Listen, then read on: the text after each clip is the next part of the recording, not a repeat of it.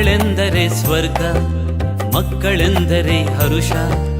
ಮಕ್ಕಳಿಲ್ಲದ ಮನೆಯೋ ಸೆರೆಮನೆಯೋ ಕಹಿ ನರಕ.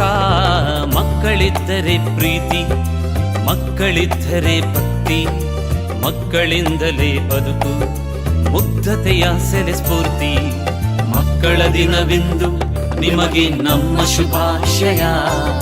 ಚಿನ್ನರೆ ನಿಮಗಿಂದು ಹಾಡುವೆವು ಶುಭ ಶುಭಾಶಯ.